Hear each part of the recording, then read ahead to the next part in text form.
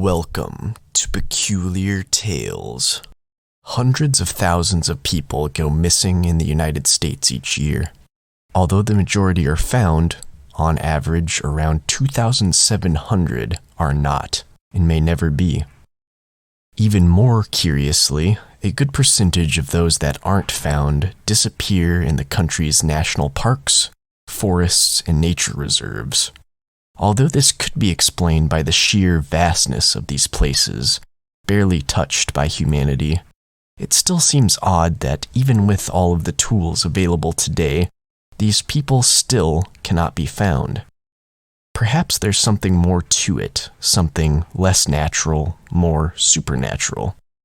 And perhaps some of these hikers, thrill seekers, and nature lovers are disappearing purposely, or at least being convinced to. This is Second Son.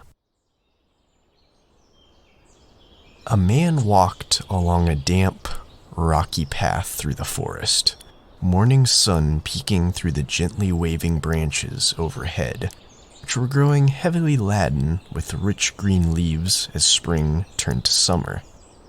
The man was pleasantly engulfed in the various sounds produced within the forest. Multiple species of birds chirping, squirrels chittering, and leaves rustling. There was even the slightly concerning buzz of insects, forcing him to occasionally remind himself that it wasn't quite yet mosquito season, and bites would be at a minimum. He was glad that, at least for today, getting bitten was his only worry, but tomorrow he'd have to return to work. A stressful, life-consuming endeavor he struggled to push to the back of his mind. Today was his day, not work's, and it didn't need to be slipping back into his mind to ruin it. He instead turned his attention to the warming sun, intense for the morning, pleasantly heating his neck and back. The cooler mornings were getting shorter and shorter, and soon they'd be gone altogether.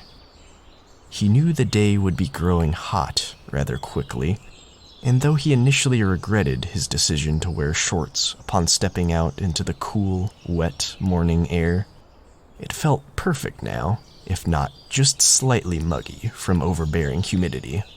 That too would soon wear off, though. He sucked in a breath of the thick but fresh air, hints of earth, wildflowers, and running water filling his nose. He looked down to his feet as he continued, the soles of his shoes crunching along the rocky surface beneath, the only human sound he could hear. Though the trail he took was rather remote, he was still somewhat surprised he had yet to see another forest walker on such a nice morning. But to him, that was a good thing. It meant an even greater escape. Thinking about other walkers unfortunately led to him thinking about people and those who he had to deal with at his job. For some time, these thoughts pushed themselves to the forefront of his mind, and his peace was broken. He barely noticed the beautiful scenery around him any longer. But finally, something caught his attention, breaking the spell. At first, still lost in his thoughts and worries, he simply noticed an orangish glow ahead of him. It lit up the brush, undergrowth, and tree trunks a pinkish red, and the fluttering leaves overhead glinted and shimmered with dull orange. Considering the sun was coming up earlier and earlier with each passing day, he found it odd that it wasn't fully up yet, as if it had just risen recently. He decided to blame the color on the weighty humidity, perhaps just enough to refract the morning sun, although he could not see far enough through the trees to see any kind of haze whatsoever. It took the crest of a glowing orb off to the left of the trail before him to finally garner his full attention. At first, he was mildly confused, thinking the sun was already quite a bit higher in the sky at this time of morning. Perhaps he arrived earlier than he thought.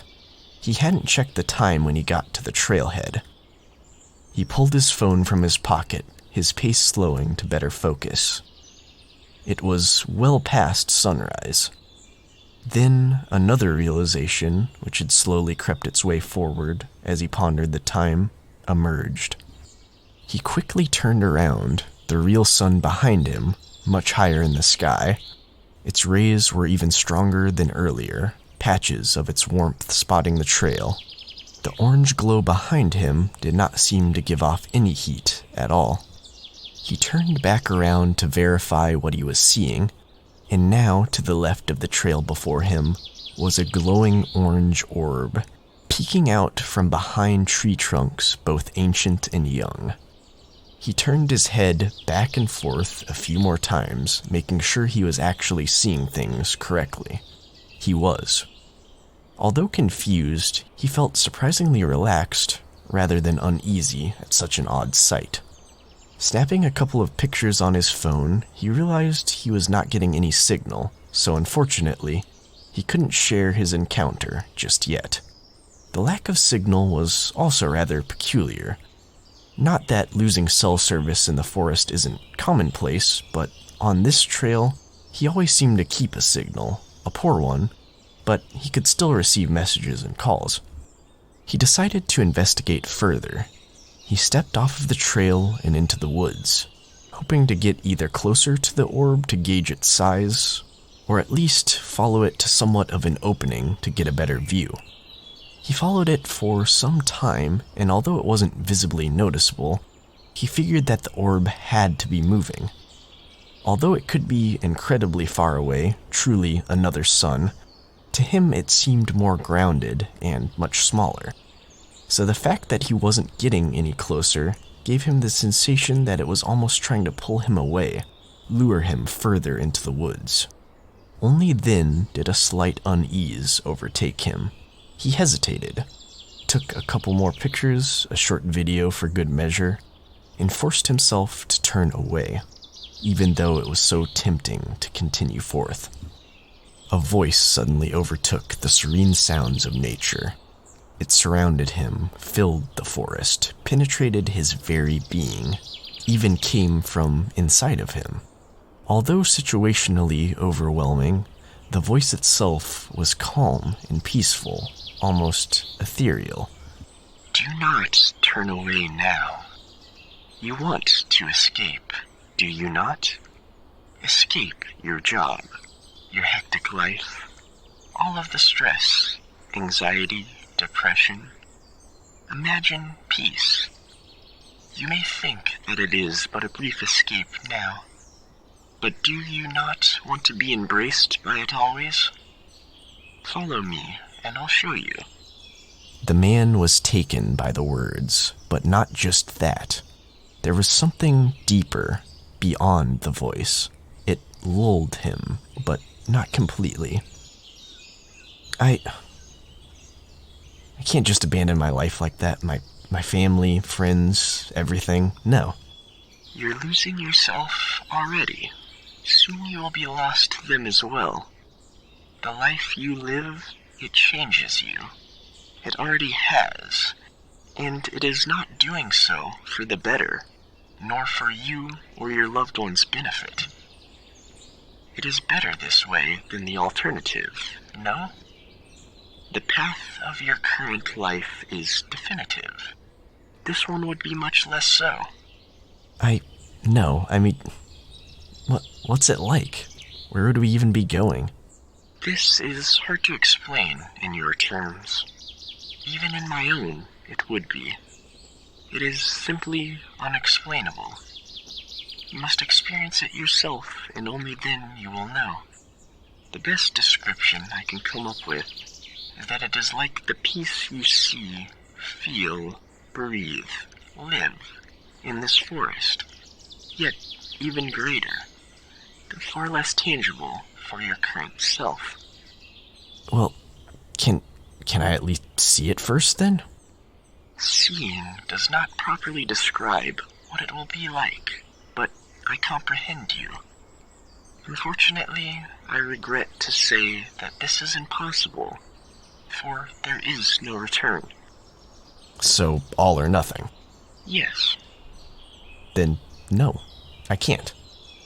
In this situation, I must inform you that if you make this choice, you will forget everything about our encounter, and I must render that device you hold so tightly in your hand unusable, to erase all traces that you have captured upon it. But well, fine. I guess if that's what needs to be done, then. I will not force you to come with me, but I will ask you a final question. Do you truly want to return to your current existence? A dull existence, repetitive in nature, struggling rather than truly living, never getting where you want, no matter how much effort you give. Perhaps even wanting to die rather than continue on. Or come with me and experience bliss, happiness, joy, serenity. It may not be like the existence you have grown accustomed to in various ways, but I promise you it is a better one. The words washed over the man so easily, and the vision they provided seemed much more tangible in feeling than in the words in which the orb described them. It felt good, so wonderfully good. Thinking about the life he would return to after heading back down the path he'd come, it felt the exact opposite. He was so exhausted of that existence. He needed a change, and although this was unexpected, incredibly unexpected, perhaps it was exactly what he was longing for. He turned around to face the orb again, but it, along with all traces of the orange glow, had disappeared. It seemed as though he had already made his choice, and in the end, he was rather content with it. He turned back and found his way to the trail, continuing on his journey. He took in a deep breath, taking a moment to once again experience the variety of smells that came with it, while listening to the sounds of the forest and feeling the sun, intense now but still pleasant, against him. He pulled out his phone as he continued on to check the signal. Still none. And he was content knowing that there wouldn't be one ever again, for this was his serenity.